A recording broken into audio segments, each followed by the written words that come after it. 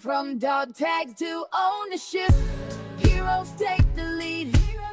Stories of veterans building trains with passion, drive, and speed.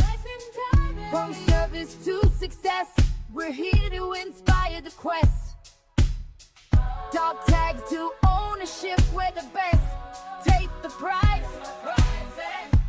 From the battlefield to the boardroom, this is DogTags to Ownership, the podcast where veterans share their journeys from serving our nation to leading in business. Hear inspiring stories of grit, growth, and the entrepreneurial spirit that drives those who serve to succeed.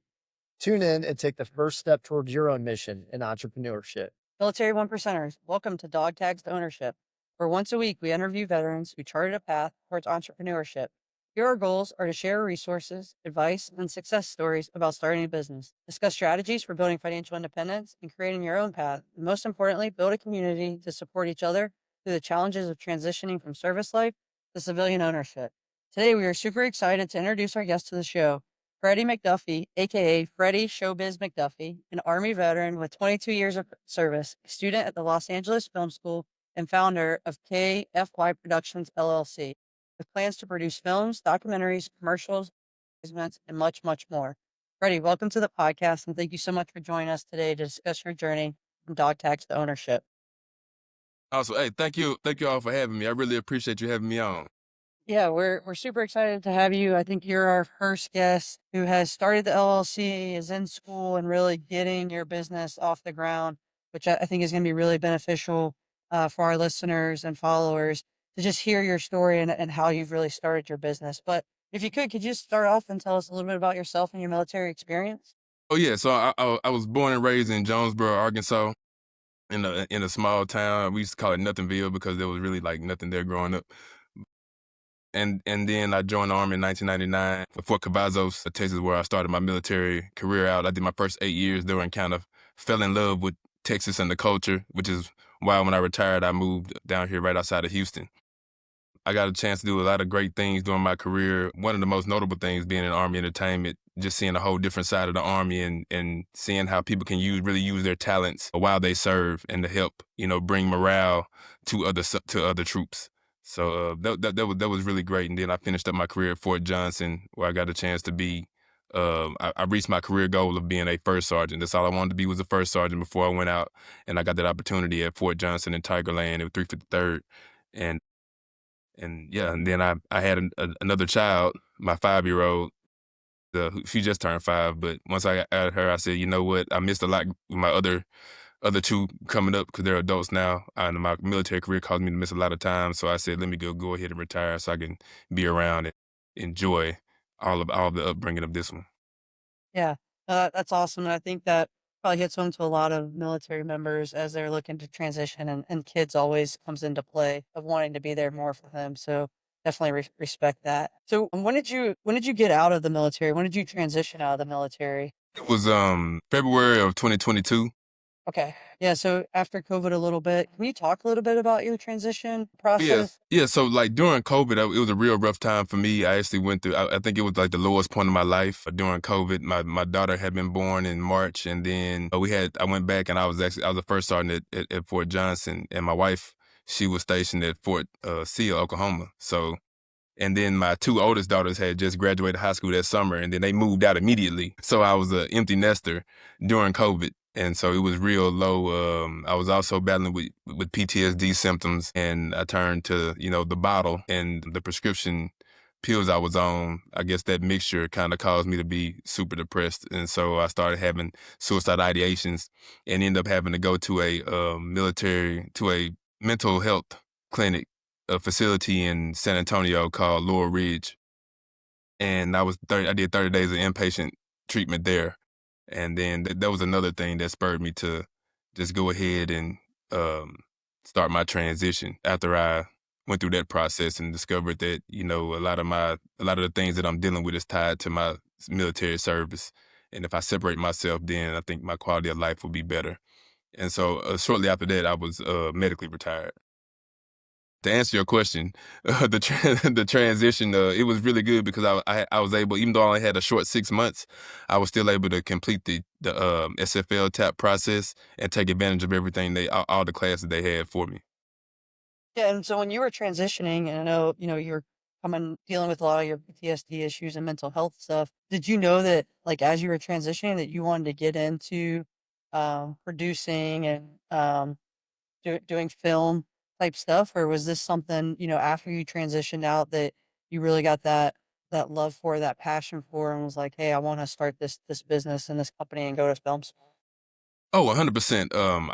I think I knew back in 2014 when we were in Army Entertainment, we got tasked with doing the Total Army sponsorship training video, and I starred in that one. But during that process, I got to actually see how a film, how something like a video was made. Now we did a couple other videos, but that was the main one that I was actually in. And I remember I had all these creative ideas, and the producer Amy, she was like, "No, like you're the talent. I don't need your input. Like you just read the lines." And I was like, "But this doesn't make sense. Like coming from a soldier's perspective, I think this would resonate." She was like, "Nope. Like you're the talent." So I had in my mind then I said, well, I need to be the producer. So I think it was at that moment in 2014 I really kind of got a itch for it. And I think a couple of years before I started my transition, I looked into Los Angeles Film School because I had a friend who said, "Hey, if you want to do film, just do it while you're in." I said, "Nah, I need to get out because you know." Being a senior NCO, it's like a whole lot of stuff. I got to deal with all these soldiers, all these soldier issues, everybody's problem. I'm a therapist. I'm a uncle. I'm a, So finally, when I did transition, I said, well, let me find me something else to do because when I first got out, I went to Fort Drum. My wife was stationed at Fort Drum then at that point. So when I transitioned, we moved up to Fort Drum, and I said, hey, I pulled my daughter out of daycare. I said, no, I need to bond with my child because I didn't get to see her because of COVID and everything. And I was like, I need to bond with her. So I pulled out of daycare and I was just a stay-at-home dad. And that lasted about a good maybe 90 days before I saw that it wasn't I started feeling sorry for my child because I'm like, she needs to be around peers instead of stuck in the house with me all day. And I was just like, I got to find something to do. And that's when I circled back and contacted Los Angeles Film School and got it started in August of 2022. Cool. Yeah. And Freddie, I just want to circle back and just say thanks for being completely open and transparent about PTSD and the struggles you had, because I think that's important. That wasn't always the case to kind of keep that stuff bottled up. So I appreciate you sharing the struggles. And I think, folks, our listeners will appreciate that too. Could you talk a little bit more about the detachment, the entertainment detachment? Because I don't know if there's too many of us out there that are familiar with, kind of what the mission was, what the organization did, and how that may have planted a bit of a seed for you, like you talked about. Oh yeah, so that was amazing. It was I had never heard of it. I think back in 2008 or 9 when I was at Fort Lee as a small group leader, we had to take some of our students over there to the theater to watch a show. I didn't know what it was. I thought it was USO, but it turns out that was a U.S. Army soldier show that I took them to watch. I didn't know it. But anyway, fast forward to 2012, my last wife, she was complaining because we was at Fort Benning, Georgia, and she was like, I need to get back to Texas. Like, we need to find somewhere to go back. I said, I'm not going back to Fort Cavazos because I'm going to deploy. Like, I'm tired. I just got off matter of fact, at that time, I was currently on my Fort deployment. I was like, no. She said, what about Fort Sam Houston? And I said, that's a dream. Nobody gets Fort Sam Houston. Like, what are you talking about? I went on Facebook. It's funny because I went to a 92 Yankee page on Facebook, and I just typed in, I said, hey, has anybody got a job for me at Fort Sam Houston? LOL. And this female I was deployed with on my third deployment, she said, yeah, you can take my job in my spot at Army Entertainment. I was like, Army Entertainment? What do you do? She's like, I'm the NCOIC of the U.S. Army Soldier Show. I was like, I have no idea what that is. She was like, you're basically a platoon sergeant. But see, when she said that, I thought about it. I had been seeing her post on Facebook for like the last year. And she was always somewhere wonderful, like all across the globe. Cause I really thought she had got out. And I was like, you're still in, Cause it's like you always on vacation. She's like, no, I'm not on vacation. We're on tour. And I was like, yes, sign me up. And that's how I got it. And I got there. It's the Fort Sam Houston Theater. And I started walking around the theater. I was like, this is home. Like, this is where I'm supposed to be. And I saw it. We did 3 programs. We had the U.S. Army Soldier Show, which is a 75-minute live Broadway-style production, delivering the Army messaging through song and dance. And you collect all these soldiers. They come TDY to Fort Sam Houston for 9 months. So we get them from their units, and they belong to us. We build the show. We build the set. They do the choreography. We had, like, great choreographers, artistic directors and everybody in there, vocal coaches. And they train them up for a few months from February to May. And then in May, we take the show on the road and just tour the country. And in 2014, we actually went to Afghanistan to Bagram Air Force Base and perform for the troops that was actually out there. So I thought that was really cool. But we had two other programs, the Operation Rising Star, which is like the military version of American Idol. Former the 10th Sergeant Major Army Preston was he was one of the judges for that Operation Rising Star that they had. And we also had what we called a concert series where we had this stage and all this equipment and we go help run production for concerts when they have concerts on military bases around the country. So in 2016, I was in charge of that because 2015, they ended the soldier show when General Milley came in and he was like, hey, you got to be ready to deploy. So no more singing and dancing. Like these soldiers need to be at their units, going to JRTC or NTC ready to deploy. Now, so they cut the program and gave the funding back to the garrison so that they can find their own entertainment and bring it in. And we still end up going and building the stage and running production for concerts like Charlie Danielson, like Daughtry and Lecrae, like all kind of the Lieutenant Dan Band with Gary Sinise. Like we did a whole bunch of different concerts. But yeah, it was wonderful. It was like it was one of the best things, hands down, best assignment ever. And something that you were not, obviously you didn't know it existed, much like us. And the fact that you get out there and you're like, oh man, this is what I want to do. That's pretty cool. So that was the seed that kind of planted the seed to kind of propel you to where you are today. Yeah, because it allowed me the opportunity to get in there to see how a production was run, to see how live shows were run, to see how like movies, kind of like the whole production set thing. Because we had a world class, we had everything, like all of the equipment that you could need. I actually produced my own segment called Current Situation. So every time we went to a different garrison, I would like interview like the post command sergeant major or commander or one of the higher ranking people on the post and just talk about the unique things about that installation. And so I produced that. And I didn't even think about that I was producing a segment. I thought I was just doing something. I was just getting on camera and talking. But it was actually, I was really producing back then. That's awesome. And we know you're in the Los Angeles Film School now to improve your craft. What opportunities have you used from the Army to kind of leverage and pursue that, pursue this path, I guess, in Okay. film and production? What have you been able to take advantage of, I guess? Yeah, so the first thing I was able to take advantage of is the tax-free retirement and tax-free VA benefits, VA disability benefit, which allowed me to move here to Texas and get this house without having to pay property tax. So that's the first thing. So it kind of, now I really didn't have to get a job. So that allowed me not to have to get a job. So that's one thing. First thing I took advantage of is not having to work.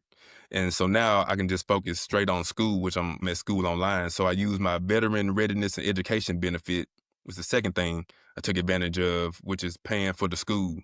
And the school actually sent $14,000 tech kit. So they give you the camera, the lights, the audio equipment, everything you need to make a film. Like the films that you saw on my YouTube page were made with just that equipment from the school.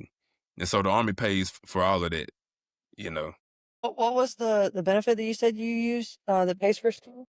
It's called VRNE, Veteran Readiness and Education. Oh, I'm sorry, my bad, not veteran, but vocational readiness and education benefit. Okay, and did you learn about that through the Army Transition Program, or how did you learn about that benefit? Yes, it was through the Army Transition Program. It was one of the classes they spoke about it. Yeah, that's awesome. I never even heard of that or even knew that was a thing. So and I'm assuming it's separate from like your GI Bill or anything like that. Yep. It's just a benefit that you can utilize either, I'm assuming, while you're in or whenever you get out as well. Is Yeah. that So this one is one actually for when you get out. So what I did was I transferred all my Montgomery GI Bill months to my kids so they can use it, which of course they blew through it. But anyway, I'm not gonna call them out. But anyways, so I gave it to them. So I was like, well, I'm trying to go to school, and so I used this benefit, and it worked out. It worked out great for me. Yeah, no, that's awesome, and that's super cool. And when you went through TAP, 'cause I know you said you were medically retired, but was there an opportunity for you to do any internship or any of those programs as you were getting out, or any of that stuff, or was it more you just went through all the classes and stuff as you got out? Yeah, there was an opportunity. I didn't take advantage of it because I felt like film was really what I wanted to do. So I didn't want to just like do I didn't see an opportunity for me to like go to a film company and do an internship at that point. And then also, I was still trying to help my section because I was doing my transition once I left my first sergeant. I actually asked my battalion commander to replace me because of my struggles I was going through. And he did, which I just shout out to Lieutenant Colonel Snakenberg because he's awesome because he really like helped save my life, to be honest with you. Um, And so I know you mentioned you have a YouTube page, and you have, I think, like 3 documentaries on there for your YouTube page. One is about the mental health struggles, and then another one was a film, I think, with some struggles with the friend, I think is what it's called, or something like that. Yeah, it's called Strong Friend. It's basically talking about mental health and like the need to get therapy. Something I've experienced in the Black community is like we've always been taught like not to go to therapy. Like I remember growing up just hearing like, don't go tell them people your business. They're gonna try to do something, or they'll try to remove you from the home or get your parents. It was like it's so it's a stigma, and so I made that movie kind of like to try to break that stigma and let people know like, hey, it's okay to go seek help. Like it helped me. Like that's why I'm still here because I reached out and said, hey, I can't do this alone. I gotta go talk to somebody. And were those, I guess, because you wrote those documentaries, from what I understand, that you have on there, or I think maybe Sarah Major Smith might have helped you write them.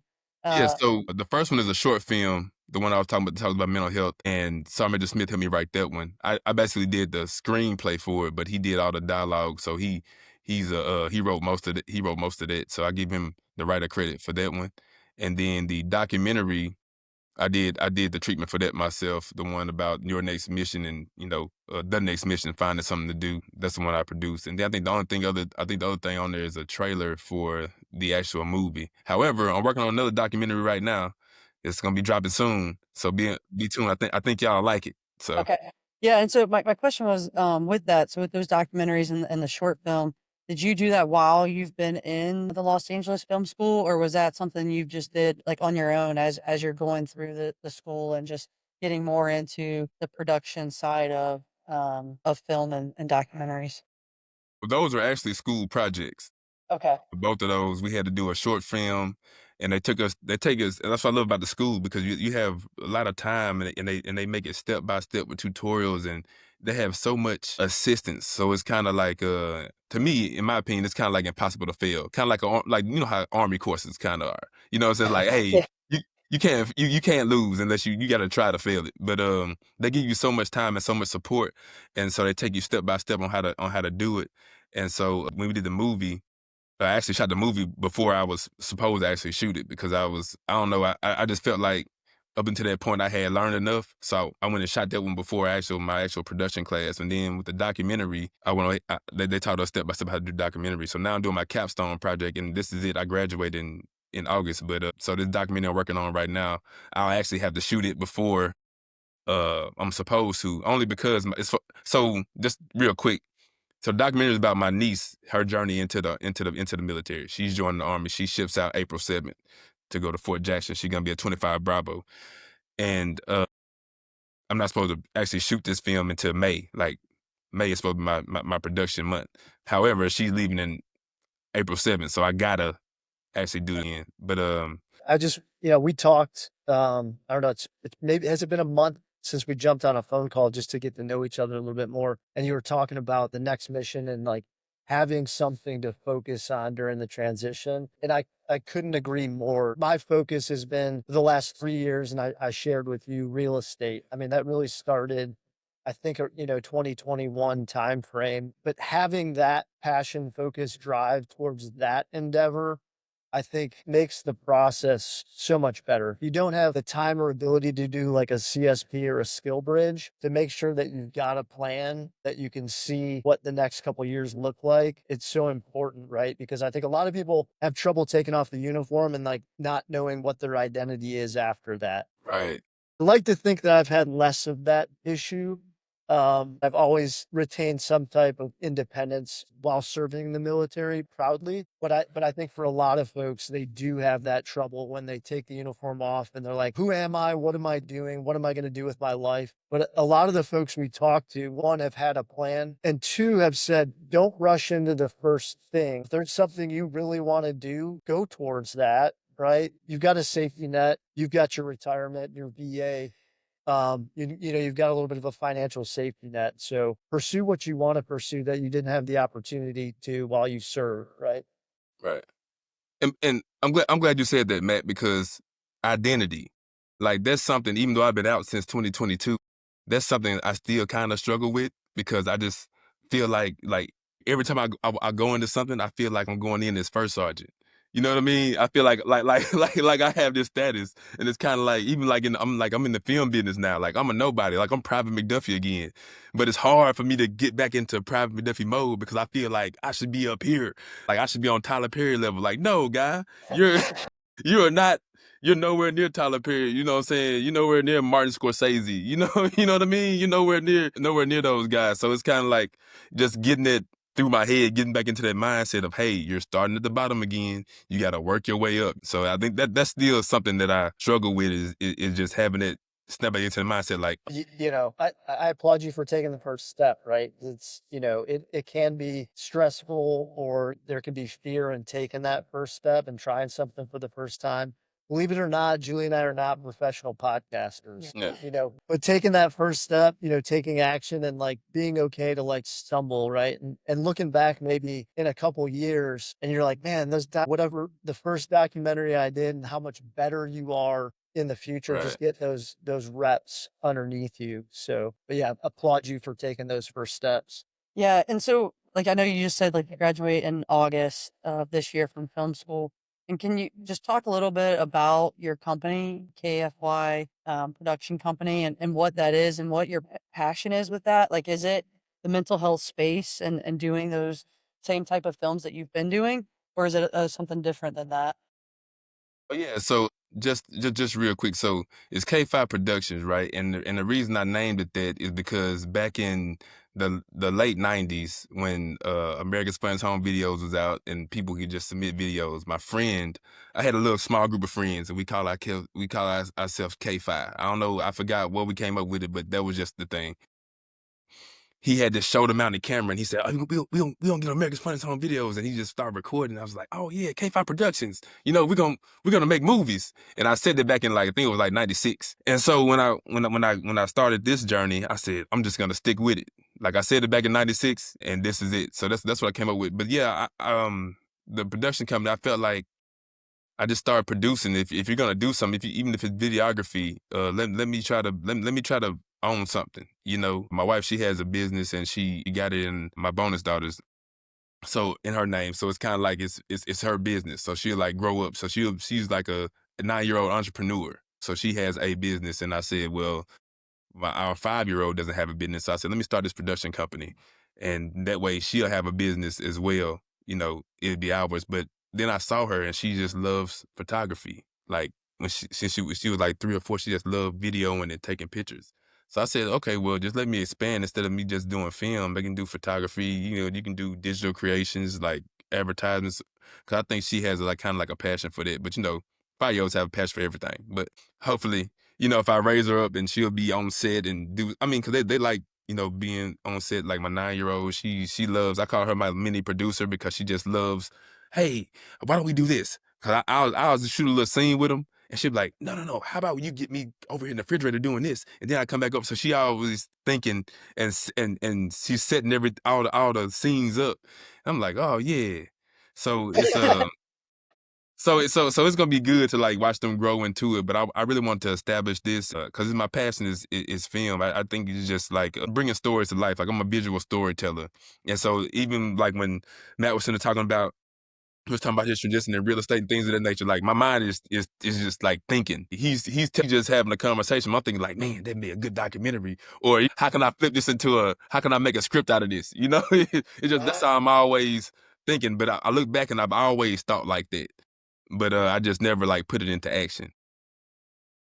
So the film that you're doing right now, you said with for your niece, and I'm assuming that's your capstone project. Yes. But is that going to be one? And I know you, like you said, you already have the 2 films on your YouTube channel. But are those the ones that are really going to start launching you into the space that you want to go with K5 production um, after you graduate, or do you have that vision yet? I guess for long term, what K5 production looks like and where you want it to go. Yeah, I think long term, I think those will be a part of my portfolio that I can use to kind of like get my foot in the door in some spaces.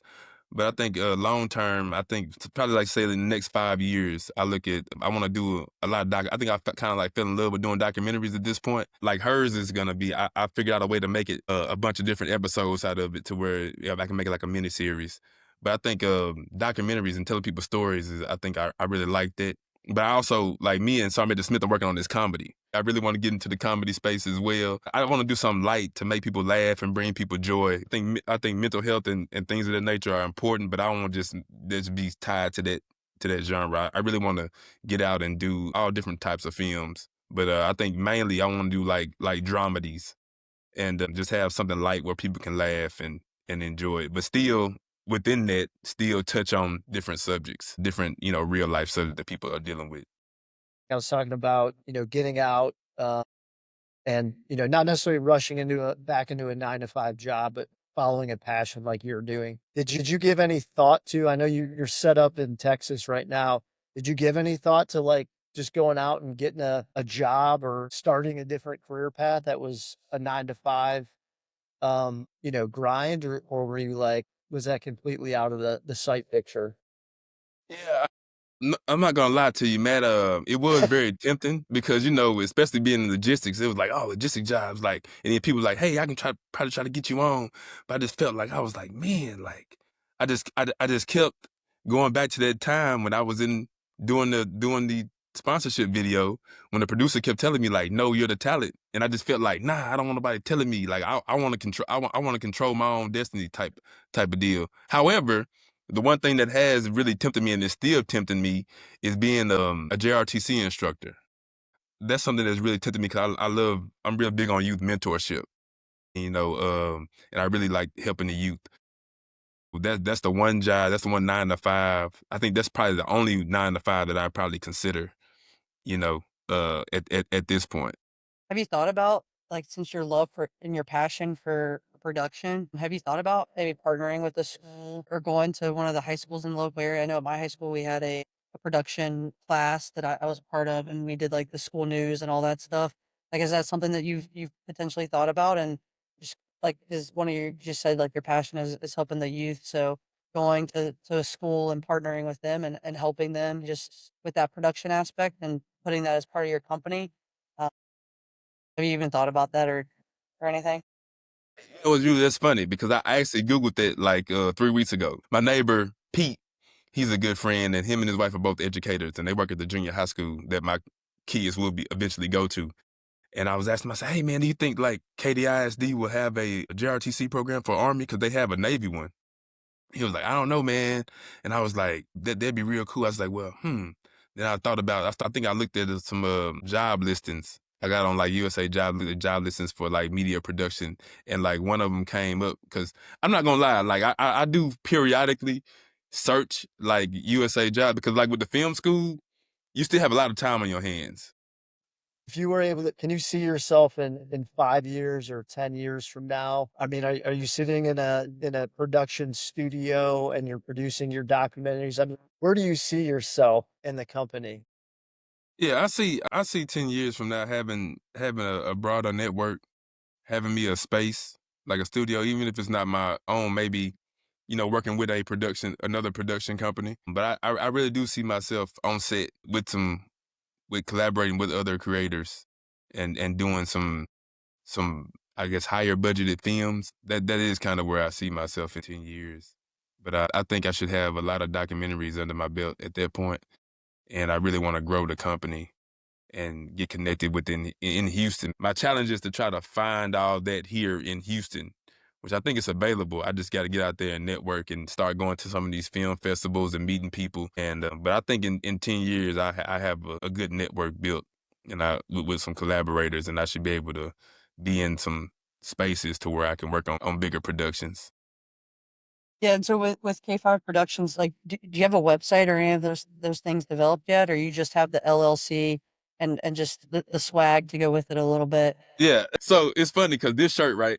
So I finally got me a actual logo done like just like 2 weeks ago, but this shirt I just created some random logo on my phone because I was finna do that first movie with Sarmajor Smith, and I was like, I need to give something to everybody who helped me because I just asked for help. There was a no budget film. Everybody who helped me, who assisted me with everybody who's in the movie was volunteered. Most of them was kin to me. Well, the star of the movie was my cousin. Another female in there was my cousin, and then her best friend. So, and then like Sarmajor Smith and Sarmajor Bird, both of them are just my battle buddies. So it was kind of like everybody in there was volunteer. Yeah, that's awesome. And I'll just say, like I said at the beginning, you're our first guest that's like really just getting your business off the ground. You're in the school right now to really hone your skills and develop it, and using some of those veteran benefits to get you there.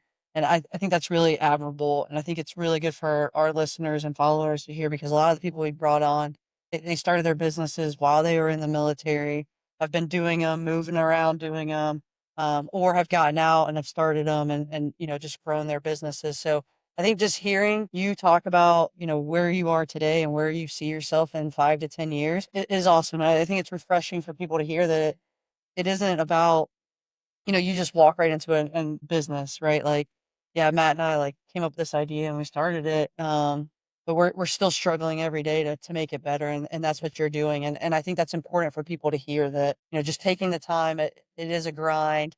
You have to put in the effort. You have to want to do it. It has to be a passion to get to where you are.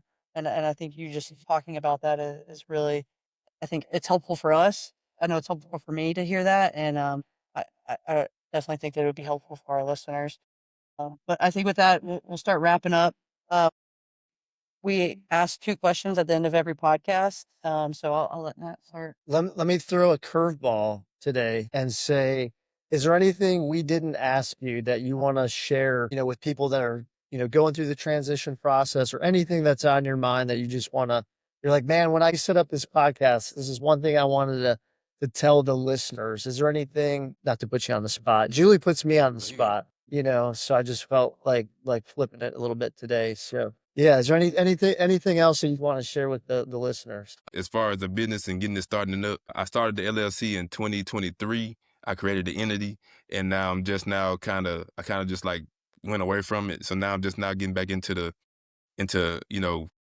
actual structuring of it. Dealing with even though the veteran business that are exempt from the franchise tax for the first 5 years, you still have to like file a tax here, and so I'm just still learning all the nuances of business since I just jumped into it. Say, hey, let me start an LLC because my friend told me to start an LLC, and now it's kind of like let me learn everything. So one thing I say though, Matt, is I would tell people take advantage of all the benefits that the military provides you in starting a business. Like it's so many programs out there. Like I think I'm in 3 different programs right now. Like the Small Business Administration, and it's like a Warrior Rising program. It's so many different programs that can help you use step-by-step instructions. But even just with the Small Business Association, like they have this toolkit like she gave us on this meeting Zoom call we had, and it's basically step by step on everything you need to worry about. Like in Texas, like so if you have a business in Texas, it's central to your state. I mean, it's specific to the state. Like everything that you need to do to start your business up, and everything you need to be worried about to where you're legit. So I would tell people to always look into that before just jumping into it and creating a business. It's just educating yourself on taking advantage of the free education. And then also one other thing I would touch on with the mental health aspect is self accountability. A lot of times, sometimes we have mental trauma, and we try to use it as an excuse. Hey, this is what I am. Like this is why I am the way I am, instead of doing the work on ourselves. And that's one thing I learned when I was in those 30 days of inpatient. I call it lockdown. I had this like a cooler shirt that says impatient. There's this orange shirt that says inpatient on it. Anyway, it was a cooler thing. I learned about just self reflection and self accountability. And then once I started looking at myself, I figured out like I was the problem in a lot of situations that I was blaming other people from. Like I was a problem, the reason my first 2 marriages failed. I was the reason like a lot of stuff wasn't going my way in life. You know, I was a lot of things that happened to me, like I was really because of my actions and I just wasn't seeing that. So I think just like looking inside and really getting to know yourself and taking accountability for your actions and stop putting the blame on others and don't use your, I'd say, disability or your trauma as an excuse, but use that as something to, you know, fight through. Use it as motivation to say, hey, I'm not going to let this hold me back. I'm going to overcome it. Just use it. It's like an obstacle. Motivation to, you know, go move on to the next higher level. I appreciate you sharing those points, and there are significant takeaways I think for everybody. And again, truly appreciate the openness and the transparency about the struggles. I think that'll resonate, you know, with a lot of folks, especially those that maybe don't know how, you know, or haven't taken accountability yet, right? That maybe so. See, I knew you had something you wanted to say. I could tell. So now I'll go into our question. I listen to a lot of real estate focused podcasts and audiobooks.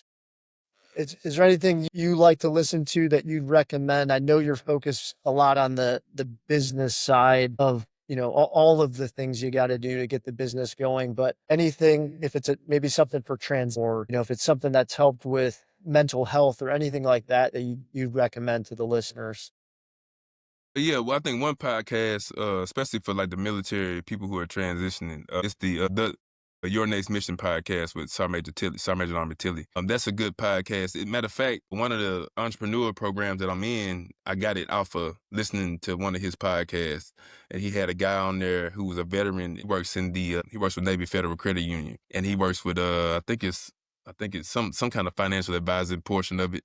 But it's some interesting folks that be on there. So I would recommend that he has a lot of good people on there and they talk about some topics that can help as well. So I listen to a lot of Les Brown and Eric Thomas, just like motivational speakers. You know, just listening to them like on a daily basis when I first get up in the morning, instead of just jumping on my phone and scrolling through Facebook like I used to. Now I jump on YouTube and just like turn it on and just so that I can hear that first thing, just to get my mind in a spot to where, hey, you can do this. You have greatness within you, you know, and just to start hearing it. Yeah, but other than that, it's just like master classes on different aspects of film production, like the writing, directing, like listening to different people in the industry talk about, just give master classes on different aspects of it, so I can just continue to hone my craft. So our last question, it's kind of a more funny one. And you said you have 6 kids in the house, right? Yeah, so I got I think 6 females. So I got so my niece, I have my 4 daughters, my niece, and my wife, and my granddaughter. So I got seven females. It's me and 7 females. Okay. All right. So here's my question for you. So William McRaven authored the book "Make Your Bed: Little Things That Can Change Your Life and Maybe the World." So do you make all the beds in the house, or do you have all them make the beds? Let me tell you something, Julie. I looked at this question when you sent it to me, and I laughed because like right across from me, I'm staring at all my wife's decorative pillows. Right beside me is my bed. So so I think like initially, like my wife usually makes up because she put all the decorative pillows on it. And I think I did it a couple of times, and I was like, man, like why am I putting these decorative pillows on the bed every single day? And then we got to remove them all before we get in the bed. So if I go take a nap, I got to remove them all, then put them back on, then take them back off. So it was just a lot. And so now, so when I get up in the morning, my little corner of the sheet and blanket, I just fold it back over from where. So when I slide out, I just fold it back over, and that's kind of like that's kind of like So you don't me even making mess up up the the bed. bed, so you don't really have to remake it. You just kind of like squeeze in there. That's what I'm saying. I slide in real quick, go to sleep. That's I awesome. slide. But see that speech from the admiral though Yeah. that you're referring to. But I think it is. I think it goes back to having a routine.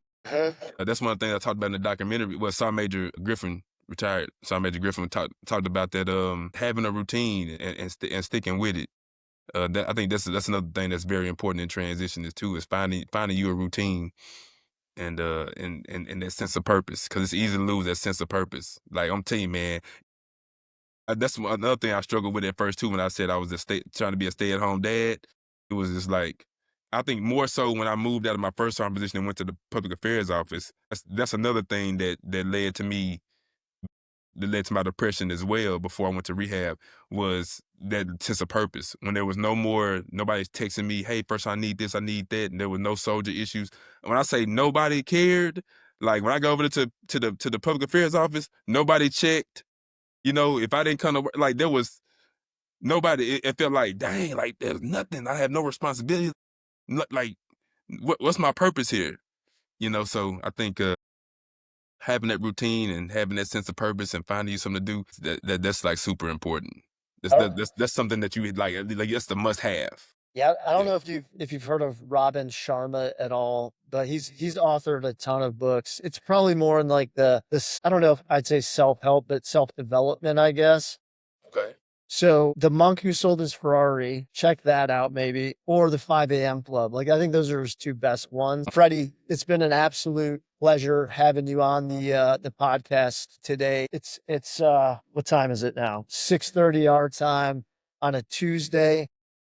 But this has been, probably the highlight of my day today is having this conversation with you and, learning about your passion, how you're pursuing it, doing the things to make you better, going to school, taking these classes and building that foundation, that hopefully, just carries you on to a successful path and career in production. I mean, I'm looking forward to seeing what you put out there and continue to put them on YouTube while you're in school. And I'm sure Julie and I will be checking those out, but thanks again.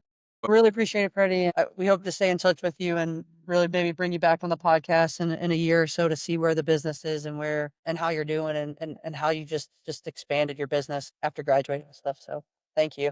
Thank you, most definitely. Hey, I'll come back anytime. Just let me know. And I appreciate y'all time. I appreciate y'all what y'all doing with the podcast and how y'all bringing people on and getting this information out. That's really good. And because this is a way of giving back to the population as well. So thank you very much for that. Military one percenters, whether you're brainstorming your first business idea, already running a company, or just curious about where to start, DogTags Ownership is the place for you. Please hit that subscribe button to receive all new episodes. Also, if you know someone who has turned their dog tags into ownership, drop us a DM on social media or tag someone. We are always looking for new guests to bring onto the podcast. And as always, military one percenters, thank you for your service. Let's continue this journey and working together to write our next chapter. Until next week, keep pushing to turn those dog tags into ownership. From dog tags to ownership, heroes take the lead. Stories of veterans building trains with passion, drive, and speed.